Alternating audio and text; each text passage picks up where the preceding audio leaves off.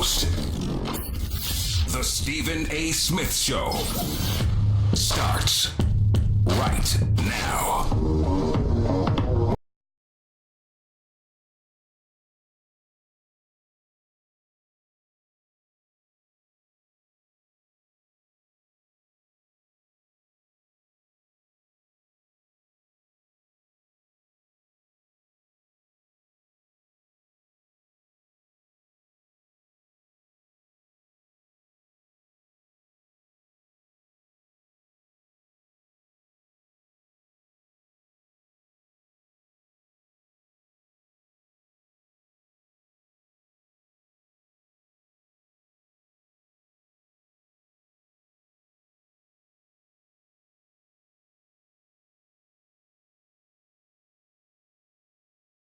Dave Smith Show here with you over the airways of ESPN Radio and ESPN News.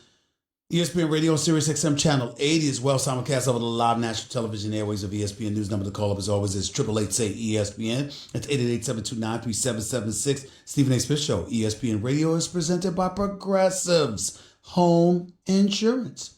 Get your quote at progressive.com today. 888-SAY-ESPN. That's 888-729-3776. Before I get back to the calls, because we have a very, very interesting first hour. Brian Windhorst coming on the show. Me talking about Kevin Durant's performance last night, Philadelphia 76ers performance in Brooklyn at the Barclays Center. Brooklyn stood up. The fans stood up. They packed that house. That was a playoff environment. But the team forgot to show up. Now, I'm not going to blast them because I think Sean Marks is doing an outstanding job. I think Kenny Atkinson is a damn good coach. They just didn't have the personnel to get it done last night. Philadelphia 76ers, Tobias Harris put on a show. Philadelphia 76ers want to keep guys like Tobias Harris, Jimmy Butler. It seems like whenever one has a great night, the other does not. I think it's important that both of them step up at the same time, but maybe that gets in the way of Ben Simmons. You just never know. We'll see. We'll talk about that as the show progresses. Remember, Teddy Atlas is coming on with us midway through hour number 2 right here on the Stephen A. Smith Show, ESPN Radio, ESPN News, to preview Top Rank's big-time fight tomorrow night, ESPN pay-per-view. Terrence Crawford, WBO, reigning WBO welterweight champion of the world, will defend his crown against Amir Khan at Madison Square Garden tomorrow night. So I'm looking forward to that. Anyway, transitioning to a little NFL talk just for the moment.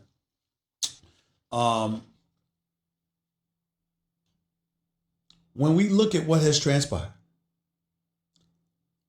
in the National Football League, one of the things that should alarm us all is the kind of rhetoric that Dave Gettleman has been spewing. General manager for the New York Giants has been speaking a lot. Very outspoken in certain respects. Mr. Dave Gettleman, possessor of the number 6 overall pick in the upcoming NFL draft. Most people believe that Dwayne Haskins, quarterback out of Ohio State, would be the heir apparent to Eli Manning. But if you listen to Dave Gettleman talk, it's almost like he doesn't need an heir apparent to Eli Manning at all. 37 years of age, about 16 years in the National Football League. Dave Gettleman sounds like he ain't thinking about moving beyond Eli at all. But if you don't believe me, and how crazy Dave Gettleman has sounded over the last few days, listen to Dave Gettleman talk about Eli Manning and the New York Giants with this upcoming NFL draft right now. Listen to this. I'm going to tell you this. If you put a lot of pressure on it, you're going to make a mistake. So if you're asking me how urgent do I feel that we need to do this, I'm not going to put a level on that, Steve. I'm not. I'm going to listen. Doing this, you let the draft come to you, and that's what you do. And I feel, I feel. What's the word I'm looking for? We went into last season believing that Eli still had plenty left, and he proved he did. So just see how it goes. What do you mean you proved he did? What the hell did Eli Manning prove to anybody last year? What is this man talking about?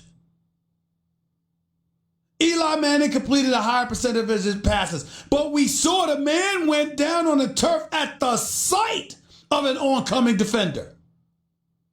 He seemed punch drunk. What are you talking about?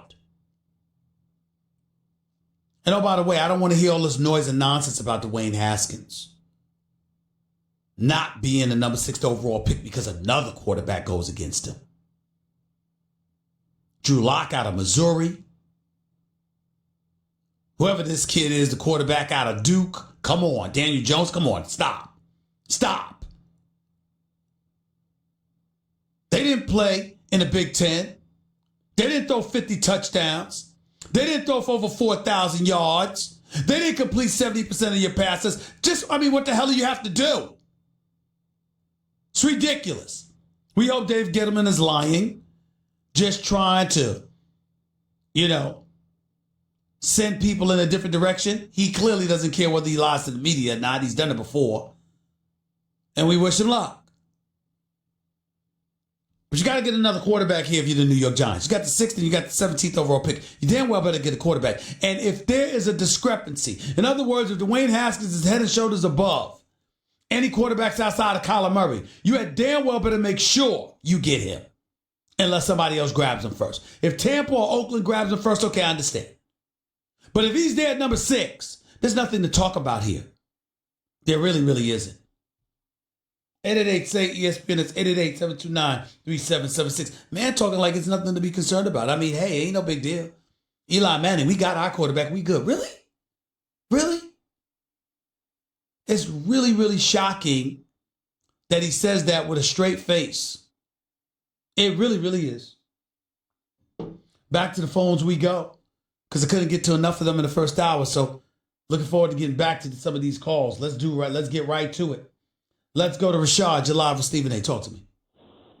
How you doing, Stephen A? I just wanted to talk about, Ben Simmons. Go ahead. I think he is expendable. Like, if there was like a trade on the table for like a Jamal Murray or like a Mike Conley, per se, like I think. Hold on. Mike Conley or Jamal Murray for Ben Simmons? Is that what you just said?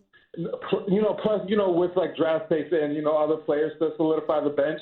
So you don't even know what kind of draft pick. It's not like you got the number 1 overall pick and you saying Zion. You're saying that it could be a first round pick, even a mid-first round pick with a Mike Conley or with a Jamal Murray, and that's good enough for Ben Simmons. Isn't that what you're saying? Yeah. I mean, listen, Ben Simmons is going against the Nets. You have 30 seconds. Your ignorance will be tolerated no longer than that. You should be ashamed of yourself. You call yourself a basketball fan? Ben Simmons, 6'10" Ben Simmons who can play point guard and does all the things. Clearly he's not shooting, can't shoot. We get that. But does everything else. That guy is only 22 years old. And you don't even bring me Anthony Davis. You don't even bring me a Zion Williamson. You're saying Ben Simmons for Jamal, who I like. I like Jamal Murray a lot. But Jamal Murray or a Mike Conley and a first round pick, man, bye. Have a nice day. I ain't want to talk to you no more.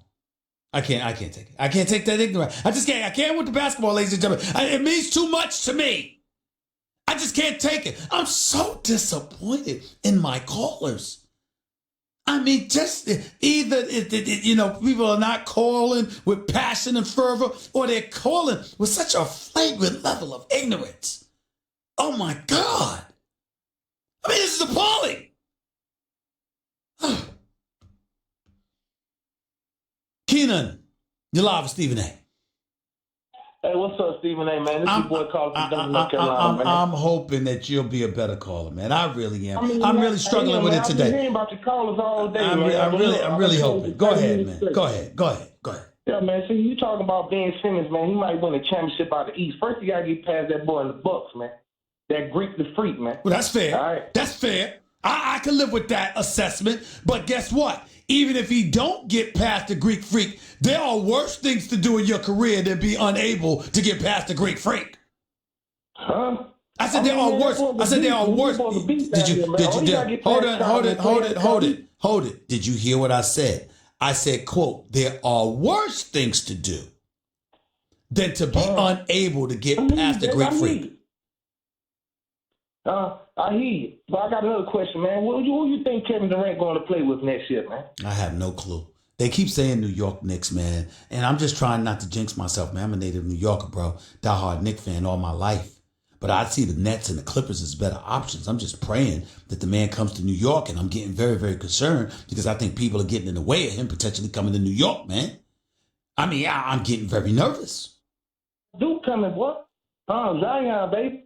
Well, Duke lace around here. You be blue, baby. Well, listen, what am I supposed to do? What do you want me to do? Manipulate the ping pong balls? I can't do that. We don't know what's going to happen. New York Knicks got a 14% chance.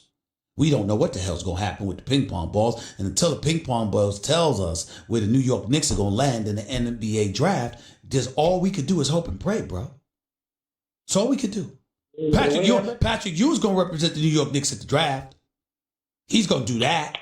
Remember when Dave DeBusschere represented the New York Knicks and the New York Knicks got the number 1 overall pick and he jumped up and clutched his fist because we knew that we was going to get Patrick Ewing? That was a special, special moment in Knicks lore. Now we're using Patrick Ewing to do that.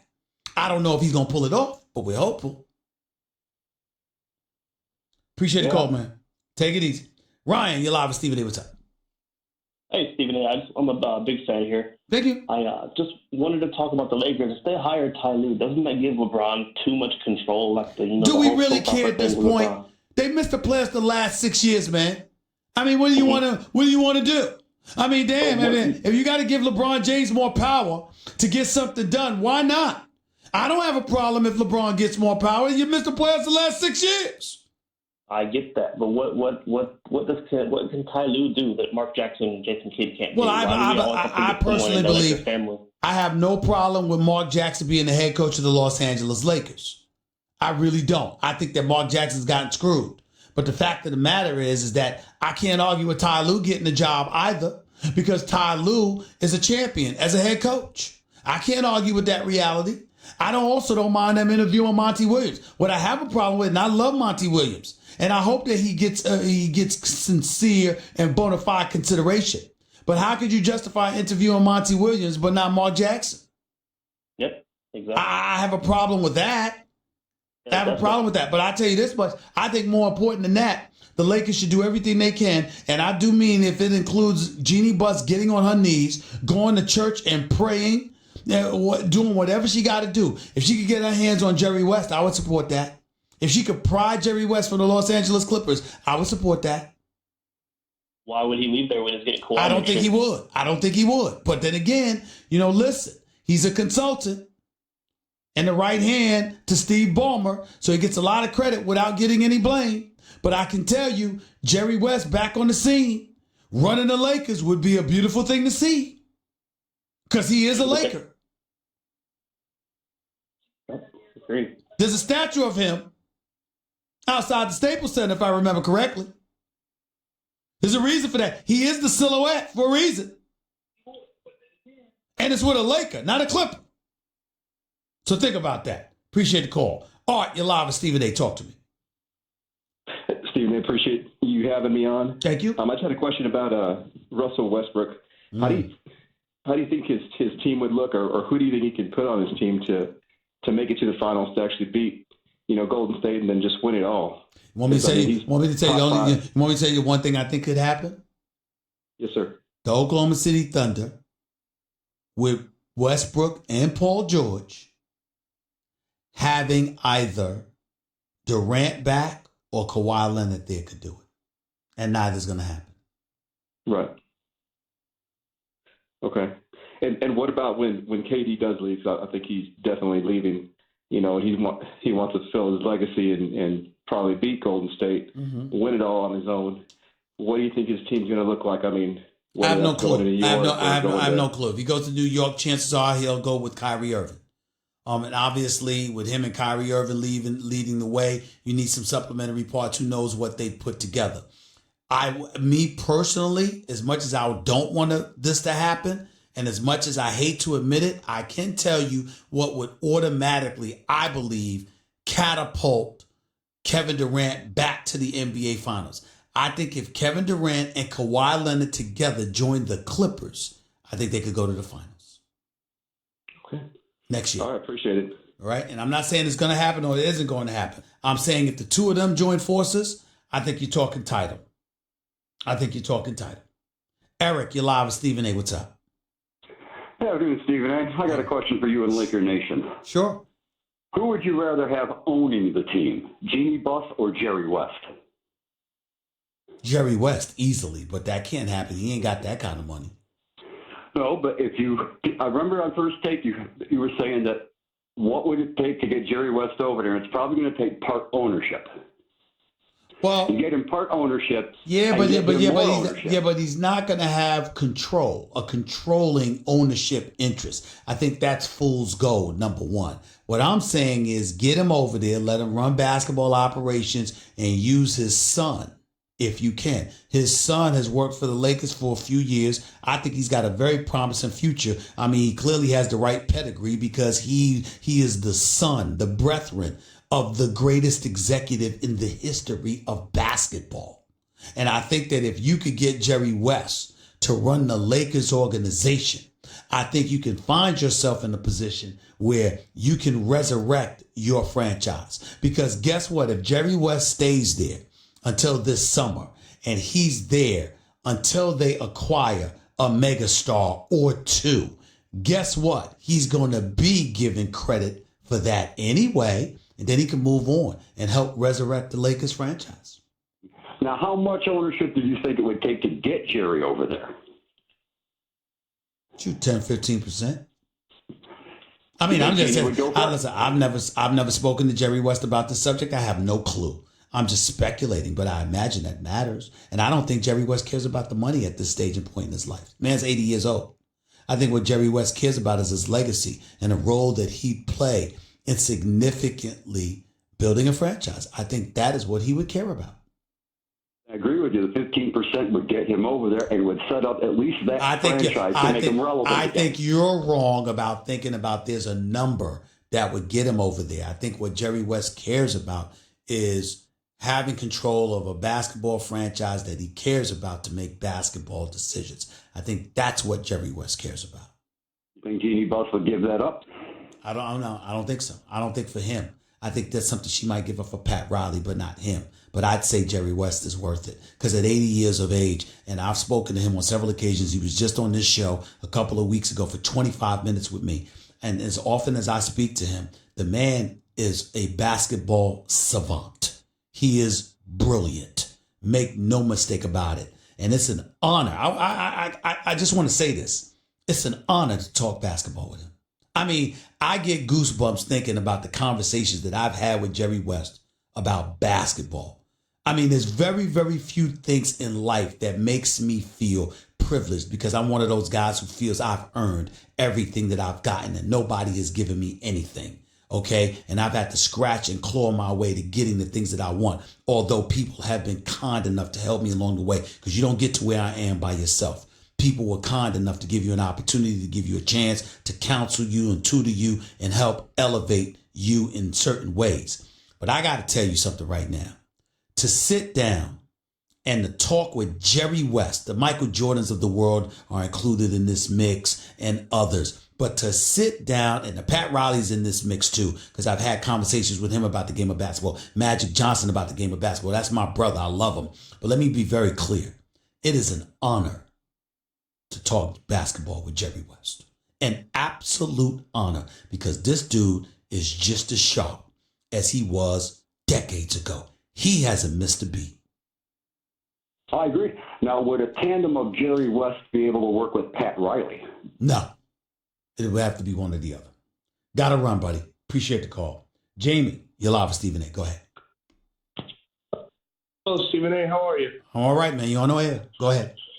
Stephen A., I just want to ask you, let's say that potentially the Lakers have trouble finding somebody. Does Rob Pelinka step up as president of basketball operations? It seems that or? way. I don't know that definitively, but at the moment it seems that way, and that concerns me because I think that would be a disaster. And let me be very, very clear. I'm not these guys that's envious or jealous or throwing haterade in the direction of Rob Pelinka. I happen to like him. I think that he's always been cool with me. I know he knows what he's doing. I know he knows basketball. I know that Kobe, my man, swears by him. But I got to tell you, he hasn't done the greatest job with the Lakers as of yet. And I think primarily it's because he's so incredibly, in an unparalleled fashion, disliked. I have not seen an executive in all my years of covering the NBA that has so many enemies speak against him. They could be lying. They could be jealous and envious. It could be any of those things, but I haven't seen anything like it. You have agents and you have numerous executives from opposing teams that cannot stand Rob Pelinka. And they may be wrong. They may be screwing him over. I don't know, but I'm telling you how they feel and what they have said. And because of that reality, I think it's incredibly imperative that the Lakers have someone over Rob Pelinka to make those decisions. Because with Rob Pelinka in charge, I believe it's going to be very difficult for the Lakers to do business. And that is my issue. Him doing business on behalf of the Lakers. I don't know if he could do it if he were in that position. And that's why you can't let that happen. Gotcha. May I ask you a quick follow-up question, please? Hurry up. Go ahead. So let's say, for the case of argument, Rob Pelinka has to step up. Does that in any way, shape, or form improve the chances of maybe Kobe coming in any way? I don't know. I don't know the answer to that question.